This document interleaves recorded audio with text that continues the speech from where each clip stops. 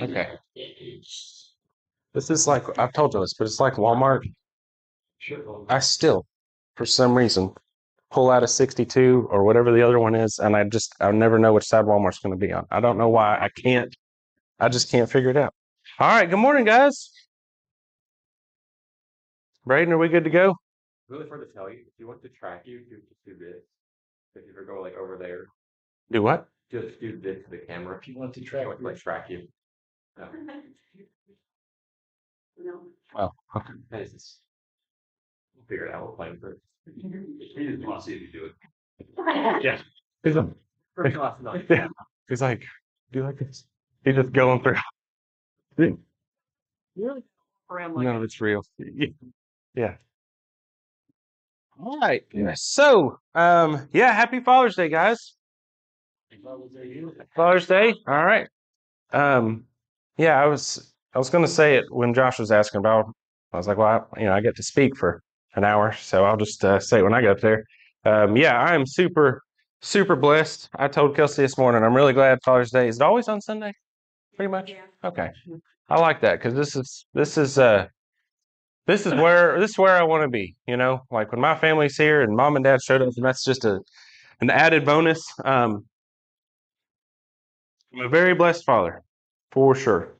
All right, so to get today started, I'm going to give you all heads up, okay? Because I try to be polite and courteous. So here's my polite and courteous for you, okay? Um, Today is going to be, if you don't know a lot of the Old Testament, you're in luck because we're going to do some pictures and visual summary of the Old Testament. Not doing the whole thing, okay? But we're going to cover some ground. And if you stick with it, and if you pay attention, and if you listen to the details, I promise you when we get to the end, there's going to be a punchline. And it will be as powerful as you have invested into today's lesson. Does that make sense? So it's going to be a study, and it's going to be a little bit of a grind, and it's going to require you to all right, I wanted to fall asleep, and I'm going to pay attention. And by the time we get to the end of it, I think it's going to be really good. All right. So before we do that, I want to start off with the story. Okay. So imagine this. This is going to help us understand the point of today's message. Imagine this. There was an 11-year-old girl. Her dad was never in the picture, and her mom gave her up for the foster care system when she was like 11 years old. Mom, you're too much trouble. I don't want to have anything to do with you. You're too much work. I can't take care of you. So she gives this 11-year-old girl up to the foster care system. She goes to a foster home. I guess more so like in the orphanage, and she's not doing real well, right? Doesn't have a dad. Mom didn't want her, and being around a bunch of other dysfunctional kids wasn't exactly help. So she runs away. She lives on the streets. She's living on the streets, and in order to make ends meet, guess what she's doing? Everything immoral that she has to do to get by. So she is immoral among the immorality, among the immorals. She's making bad decisions. Periodically, she'll make her way back to the foster home, to the foster system. Guess how it goes once she gets back? Not going real well. We got a lot of trouble with little so-and-so. She's not doing well. She's a troublemaker. She gets out, she runs away, she goes out into the streets, she's doing the same thing. And the older that she gets, if you all don't, kind of know about this, you probably do.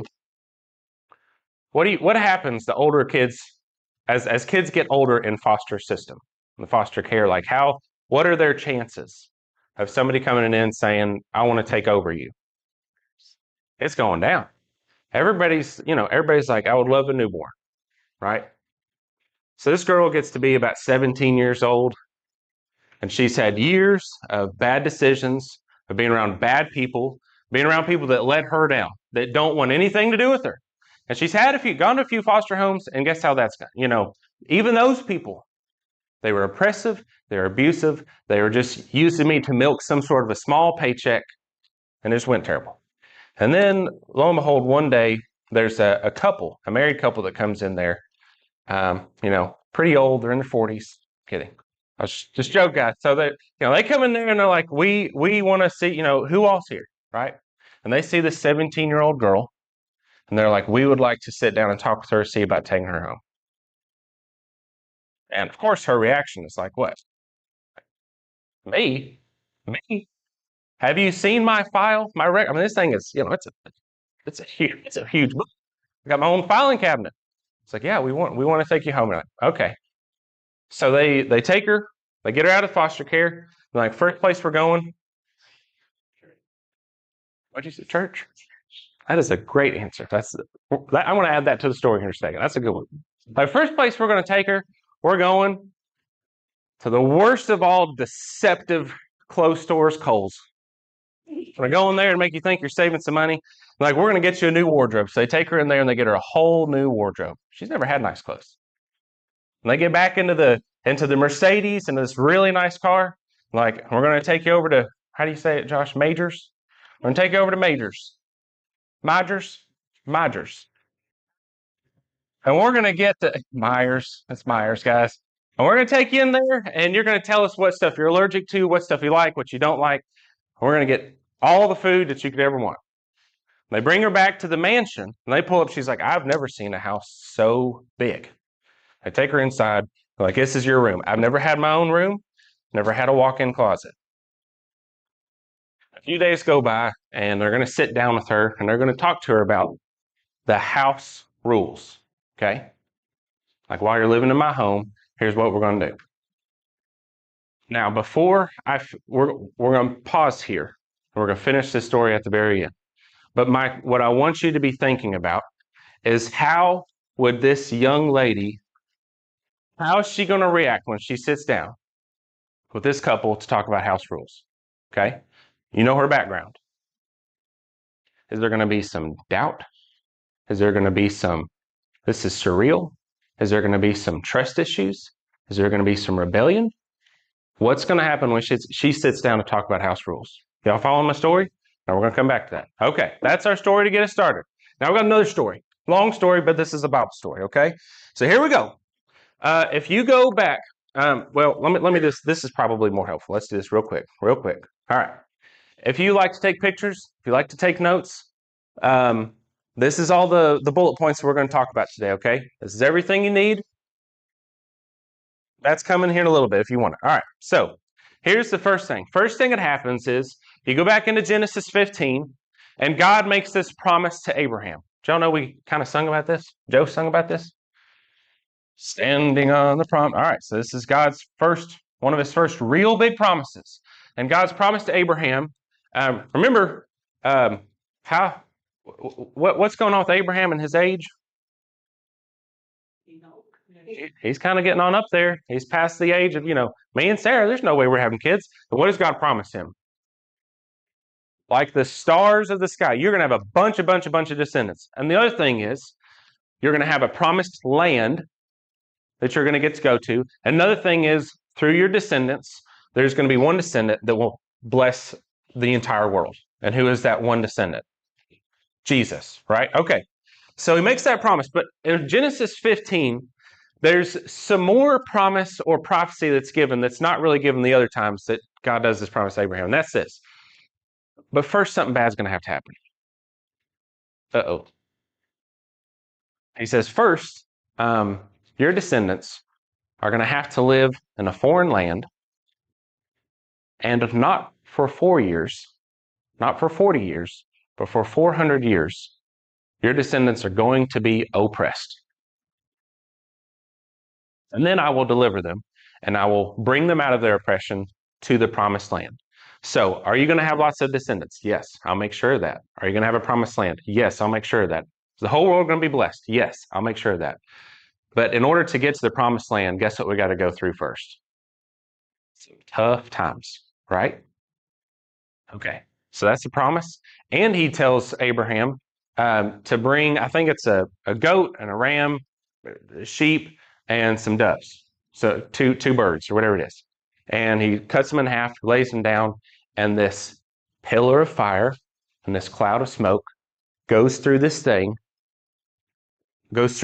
offering in front of Abraham. And he's like, well, that's weird.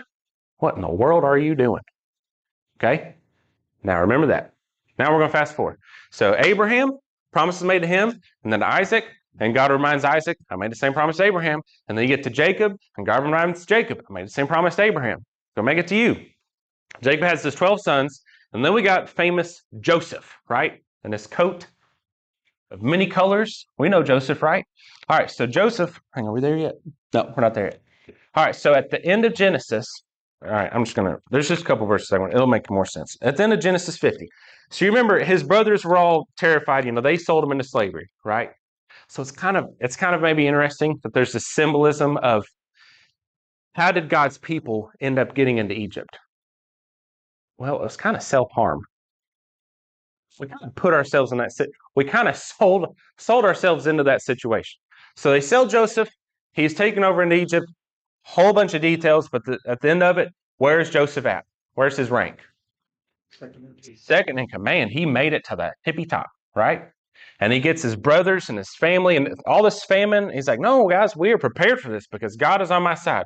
He gets his family there, and Abraham's dying wish is that he wants his bones to be buried in the promised land, right? So he's like, we're all living in Egypt, but when I die, go bury me in the promised land. He's like, okay. So he does that. And then you know what Joseph's wish was as well when I die? Same thing. He's buried in Egypt. Joseph was, but he's like, I want you to end up taking me to the promised land. Take my bones. And this is what's crazy, is that the very last verses in Genesis, it says this. Joseph said to his brothers, I'm about to die, but God will surely take care of you. One more time, okay? I'm about to die. Remember, who's second in command? Joseph, like, our buddy's in office. Well, he's about to die. But what does he tell him? Listen, God will surely take care of you and bring you up from this land to the land which he promised on oath to Abraham, to Isaac, and to Jacob. Then Joseph made the sons of Israel swear, saying, now you repeat it back to me. What do they repeat back? God will surely take care of you and shall carry my bones up from here. So Joseph died at the old age of 110 years old. He was embalmed and placed in a coffin in Egypt. All right. That's Genesis in a nutshell for what we're trying to study. Then what happens? Well, after Joseph dies, years go on, there's a new Pharaoh that comes into town. And who does he not know? I didn't know Joseph. I didn't know the God he served. I'm not familiar with this. And you know what happens? Well, God's promise starts to unfold. How many kids is Abraham going to have? What's going to happen? Have y'all seen a family tree? Have y'all seen a family tree? Okay. So what happens? It's like 1 goes to 4. That's a crazy amount of kids. And then 4 goes to like maybe 8, 16, 32. I don't know. And then that goes to like, okay. And pretty soon it's just exponential, right? And guess what happens to this Pharaoh? He's like, these people, if they get too big, you know what they might do? They might try to take over. So what does he do? Now begins the oppression.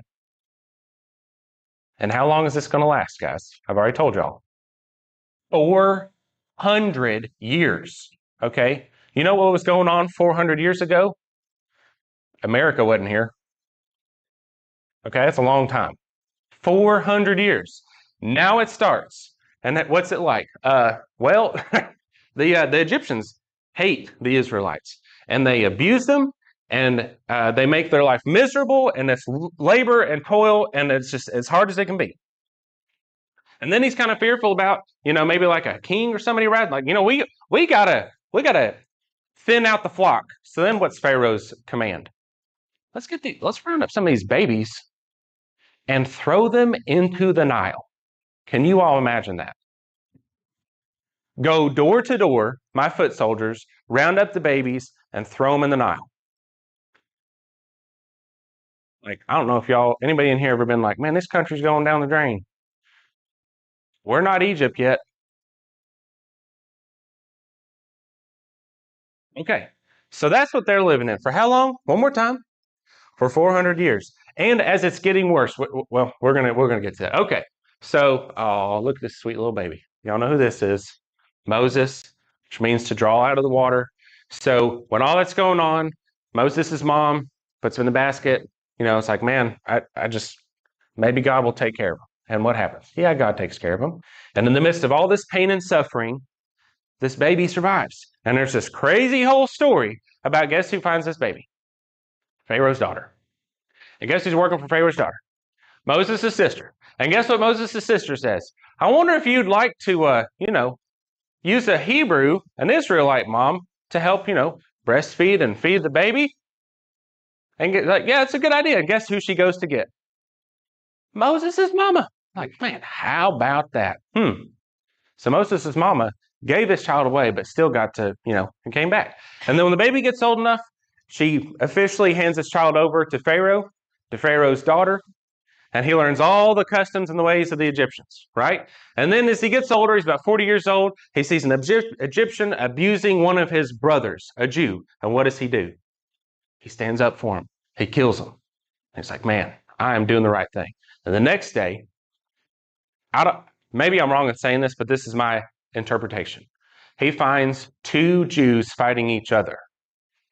Does that tell you how twisted the society has gotten? Like, we've been beaten so long, and we've been talked down to for so long, and we've been the bottom of the totem pole for so long that who do we even hate? Each other. My own brother. Maybe that's wrong. That's how I take it. And Moses sees that, and he's like, what in the world are y'all doing, guys? We are not the enemy. The oppressors are the enemy. And what do they say? You going to kill us too, Moses? And what happens? He's terrified. He's afraid. He flees and he runs away. And he spends 40 years out of town. And when he's 80 years old, God meets him in this burning bush. And he's like, Moses, the ground that you're standing on is what? Holy ground. Take your shoes off. Because you are in the presence of the God Almighty. And boy, have I got a plan for you. And what's the plan, folks? What's he going to do? What's Moses' plan? Or God's plan? Let's go. All right. You've tried running away from this. You're ready. Let's go get to work. Okay, so we go back to, wrong way. We go back to Egypt, and God does the 10 plagues, which are also against, it's not just to prove his power, but it's to prove his power over the Egyptian gods. Like y'all, maybe the most famous y'all have heard the god Ra, the sun god. Have you ever heard of Ra? Maybe? Okay. Well, guess what's number 9? Darkness. Well, where's your god Ra? Where's the sun god at? He must be losing right now to our God. Okay, so, and also, just for a fun fact, what's the first plague? Do y'all see that up there? Like the last thing that y'all did was take our kids and throw them in the river? And I want to make the river run with blood. Like, if you were one of those soldiers that's throwing babies in the Nile, and that's the first thing you see when you wake up, good grief. Like, give me some extra pairs of underwear. Like, I'd be absolutely terrified. Who have we just ticked off? So we go through these 10 plagues, and they go after the gods of Egypt, and it's proving, the whole point is to prove that who is actually in charge. And again, the whole point is to prove even further, what was this promise that God made to Abraham? What was the promise, guys? You're going to have descendants. One of them's going to bless the entire earth. And what? You are going to go to the promised land. Like, well, no, we're not. We're slaves. And it's like, for 400 years you are, but now's the time. We're going. We are leaving. And so what happens? We do the 10 plagues. And what is there? What leads them out of Egypt? A pillar of fire by night and a cloud by day. The same thing that we saw back in the promise to Abraham in Genesis 15. That thing that passed through the sacrifice. It's like, I'm going to make a trail, and I'm going to show you the way. And guess what's happening? Do y'all know anything that gets parted in Exodus? Almost like these sacrifices? It's almost like this is a prediction that God made, and he keeps his promises. And so what happens? Guys, let's leave Egypt. Follow me. And not only that, the Egyptians are so glad to see them go that what do they send with the Israelites? Gold and silver. Take some food for your journey, because we want to make sure that you have plenty of time to go in that direction. Here's a golden watch. Here's some fine china. You can go sell it, do whatever you want to. Just please don't come back. All right, so God's people leave empty-handed? No, they leave wealthy. They leave wealthy. They get to this point, and even when Pharaoh and his army pursues them, guess what God does in the Red Sea? He kills them. All right. So God keeps his promises. He delivered them. He delivered them with, what do you call that? With spoils and plunder, whatever, with blessings. He destroyed their enemies. You never have to worry about what? You don't ever have to look over your shoulder ever again. Because why? Those guys are dead. They're dead. They are sunk to the bottom of the Red Sea. And then we get to Mount Sinai. All right? Aren't y'all glad that I'm summarizing this? We could have read every one of these verses. Y'all should give me a bone. Okay. So then we get to, now we have the Mount Sinai experience. We're going to do the 10 Commandments. That's where this is going, okay? But we get to this mountain, all right? And you know what's going on with this mountain? Smoke and fire. And every time God speaks, thunder. And I don't know about you guys. I'm not saying it's a volcano, but it would be like being around an active volcano or something. It's like, Moses, get all the Israelites to camp around the mountain. Now, he just saved all them suckers, right? He saved them all. But he tells them, if anybody touches this mountain, what's going to happen? You're going to die. Because why? Because I'm on it. And you can't be in my presence if you have sin. That's how holy I am. All right? Before I arrived here, could you walk on that mountain? Hike it all day long. But now that I'm here, how's it different? Smoke, thunder, fire? What does that say to you? Power. What does it say to you if you can't touch it? Holiness. So what's God's message? You get everybody right up next to me. And I'm here to save you, but I still got some expectations, okay? And everybody come here, and you sit here, and 3 days, like 3 days, you're sitting next to this mountain, just terrified. You're like, what on earth is happening? And you just saw the Red Sea, and you just saw the 10 plagues. And Moses goes up the third day, he takes Aaron with him, and he's going to get the 10 Commandments. Okay? Have I set the stage? Y'all ready? We've got a turkey in the oven at home. I want to wrap this up. Y'all ready? Okay. All right. What time is it going to be done? What do you like to do? So we get to, here's your summary, guys. If you need this, that's everything. The promise that was made, Joseph dies, Israel starts to get oppressed. Oh yeah, I forgot. They take away their straw. When Moses comes in and Pharaoh just hates it that much. He's like, are you kidding me? You think you're going to take my slaves away from me? I'll show you. Take away the straw. And they still have to meet their quota. So life is getting worse and worse and worse. Then we do the plagues. We do Israel is, they're blessed. As Eric said, they're freed after 400 years of slavery. Deuteronomy calls it that God brings them out of the fire, of the iron furnace. Like, have y'all ever, burned your hand on a stove or something? Like, imagine living in an iron furnace. That's what he is saying it's like. Brought you out of this iron furnace. Exodus 14, God leads Israel, defeats Pharaoh's army through the Red Sea. Acts 7, and Stephen summarizes their history if you want to see it kind of, a little more tight. And then Exodus 19, Israel sets camp at Mount Sinai. Okay? That's got us up to Exodus 20. Here it is, the giving of the 10 Commandments. And, man, I don't know what order to tell you all this in, but let's just read. That's what we're going to do. Let's go to Exodus chapter 20. When in doubt, just start reading Bible verses, that'll work. All right, Exodus chapter 20. And because we haven't actually read any verses yet, do you all have the stamina and the courage that we could just read the whole chapter? Is that okay with you guys? All right, Sam gave me the thumbs up. We're doing it. Sam's fault if you don't like it. Exodus chapter 20. Here we go. Now, I want you all to pay attention to two things. All right? What happens before the Ten Commandments and what happens after the Ten Commandments? Can y'all pay attention to that? Okay, so here's verse 1 and 2. Then God spoke all these words, saying, I'm the Lord your God who brought you out of the land of Egypt, out of the house of slavery. Is that a commandment? Is that commandment number 1? No, this is the first thing. All right, pause. You can already look up. So I'm going to talk for a minute. Okay. The first thing is, before you're even going to get the rules, what do you need to know? Like, do y'all remember that plague that happened? And you remember the Passover and killing the firstborn? You remember the locusts and the frogs? You remember all that stuff? That was who? That was me. That's what God's saying. And what does he call it?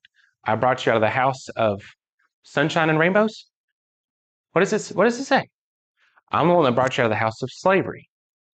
So before any rules are given, what does God want you to remember? Where you came from, which was bad, really bad. Okay? Now, I want you to skip down to verse 18. This is after the Ten Commandments. All the people perceived the thunder and the lightning flashes and the sound of the trumpet and the mountain smoking, and the people saw it, they trembled and stood at a distance. Then they said to Moses, Speak to us yourself, we will listen, but let not God speak to us, or we will die. Moses said to the people, this is kind of crazy sounding. Don't be afraid, for God has come in order to test you, and in order that the fear of him may remain with you so that you may not sin. What? One more time. Don't be afraid. God came here so that you'd be afraid. Okay, well, hang on. Maybe that doesn't mean the same thing twice, okay? Don't be afraid of what? Don't be afraid of what you see and the power of God. Nobody's got to fear the power of God if he's on whose side? My side. But he is here so that you would have a healthy respect of who he is, right? Compared to what, guys? To what they saw in Egypt. For the last 400 years, all they have known are little weird cat statues, and little weird statues of suns, and little weird statues of frogs and whatever else. And he's like, no, listen. This time it's what? It's different. It's different. So the people stood at a distance while Moses approached the thick cloud where God was. And then this is even more crazy. The other thing he says after giving rules is this. The Lord said to Moses, Thus you shall say to the sons of Israel, You yourselves have seen that I have spoken to you from heaven. You shall not make other gods beside me, gods of silver, gods of gold. You shall not make for yourselves. Here's what you are going to make. Here's what I want you to create. Make an altar of earth for me, and you shall sacrifice on it your burnt offerings and your peace offerings and your sheep and your oxen, and every place where I cause my name to be remembered, I'll come to you and bless you.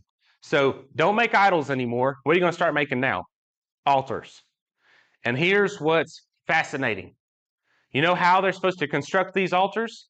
Listen to these two weird rules about the altar that they're going to make. Here it is.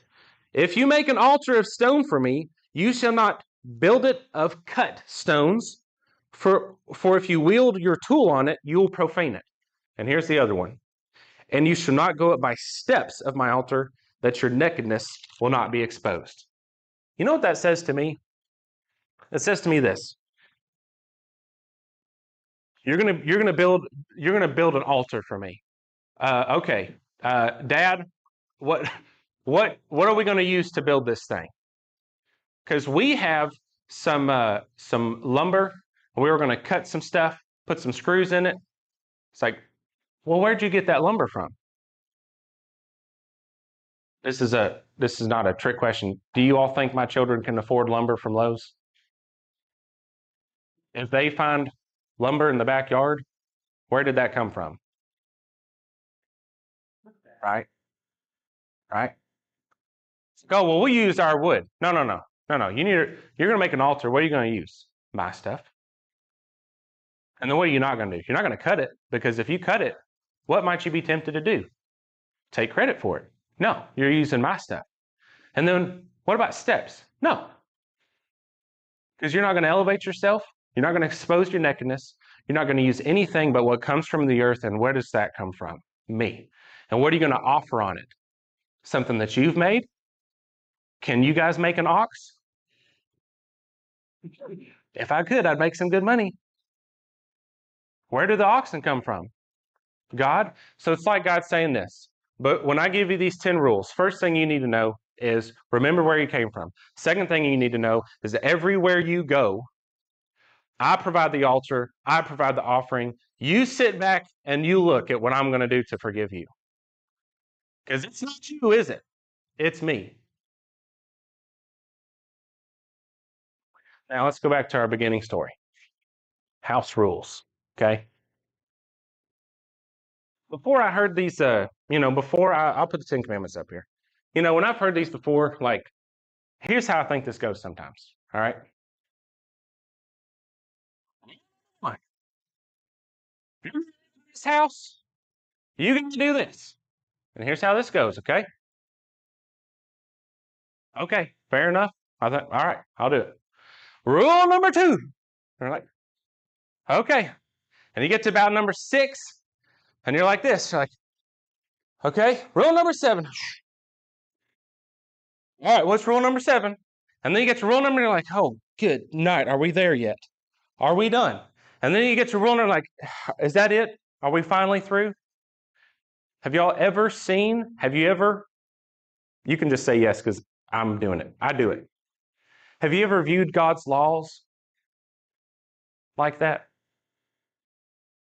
Like, holy cow, what's the next piece of nonsense that's going to come out of this guy's mouth in order for me to live in his house? That's how we talk about rules. And I heard on the radio, on the TV, something this past week. Here's where the lesson is going to shift. And if you've been paying attention, this is why you're blessed to be here today. Or I'm wrong, and it's just cool to me. And you're like, that was not that cool, Will. That was just not that cool. Okay, here's my thing. What if the 10 Commandments are rules, but there's a flip side of that coin? What if the flip side of that coin is they're not just rules, but they're 10 promises? Now let's really think about this for a second. You remember that orphan girl? Remember how did she used to get food on the streets? How'd she have to get it? Steal. And she gets into this new house. And you can view this rule one of 2 ways. Do not steal anymore if you're going to live in my house. Thou shalt not steal. You know how else you could view that? Sweetheart, do you see your pantry?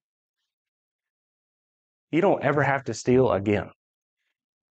When you guys left Egypt, what did I send with you? Donkeys loaded down with food and gold and silver.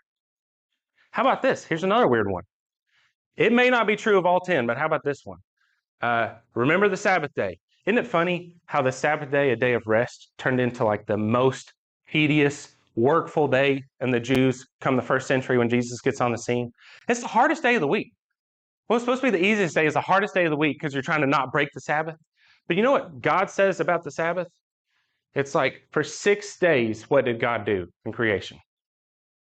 I worked. Worked on what? Worked on this big goal. The big goal of what? What was the last thing that he created? You and me, guys.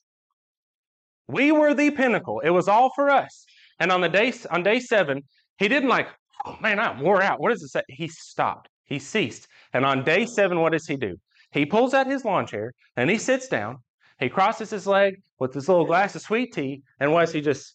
It is very good. The thing I've been working for and working on, this is great. And from now on, here's what we're going to do. You're going to work for 6 days, but on the 7th day, if you're my people, what are we going to do? We're going to take a day off, and you're going to look at the things that you've been creating. Just sit back and enjoy God's creation and your creation. Now, why would that, to a Jew in the first century, that sounds like a rule. To the Jew in the first century of Jesus, that's work. But if you were coming out of Egypt, how many days were they working? Every day of the week. And without straw, you still have to meet your quota. So we can view this in one of 2 ways.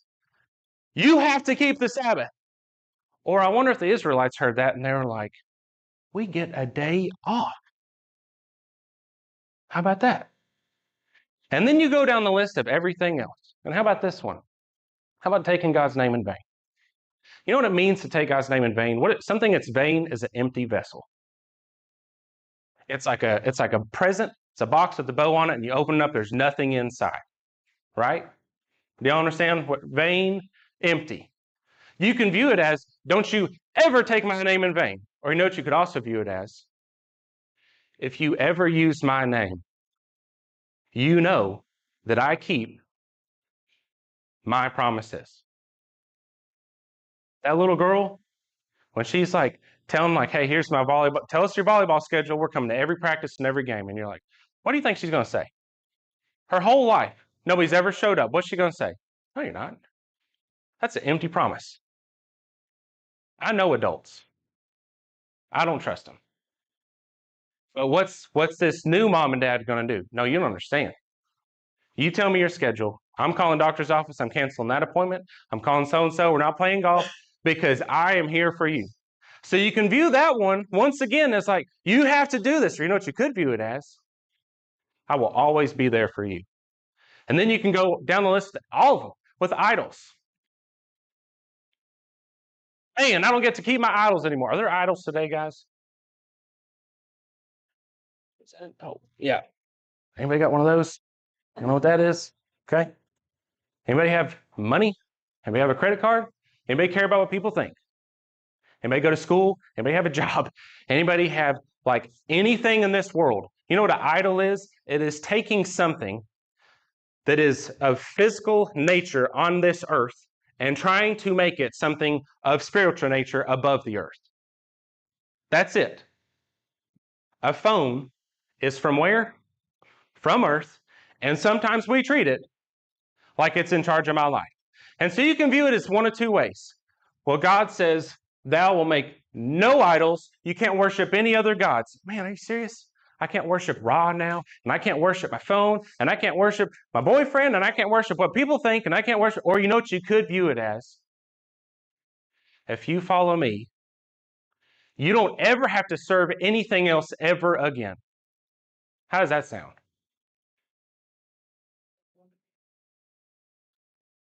It could be a rule, and it could be a blessing.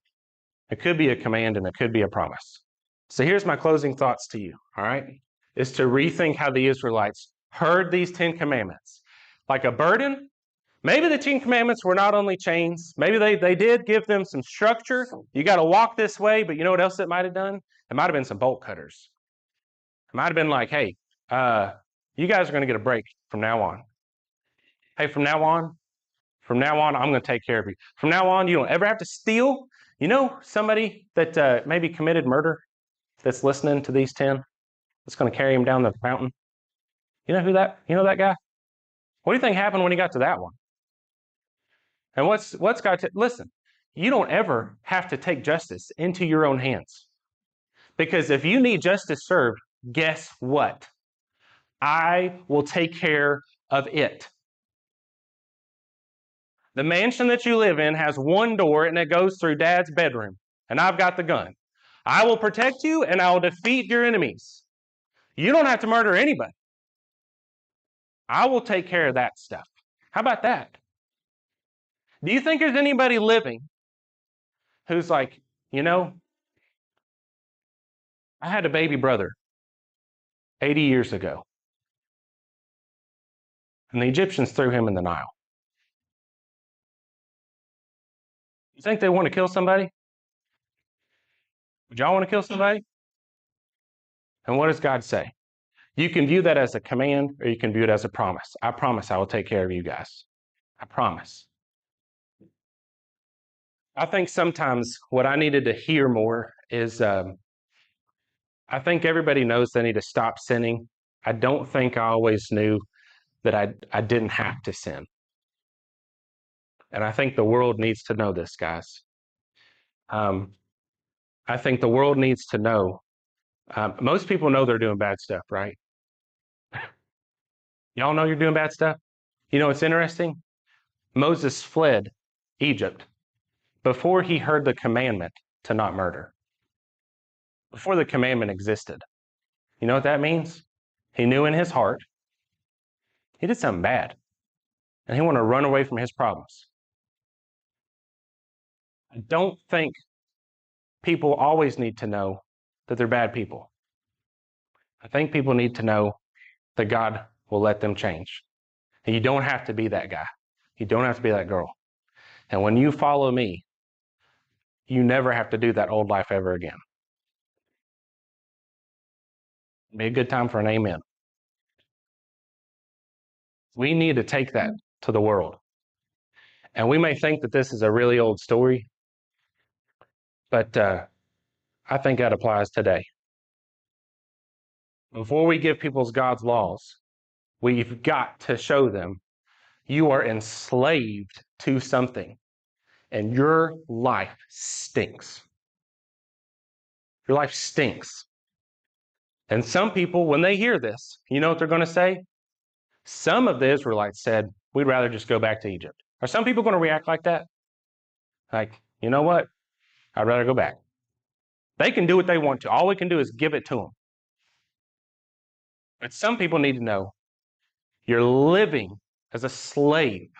Like, it's like the old, and I don't care if you smoke. This is not about smoking. But it's like you think you're holding a cigarette, the cigarette's holding you. You think you're holding whatever it is. Oh, I got control of this. It's got control of you.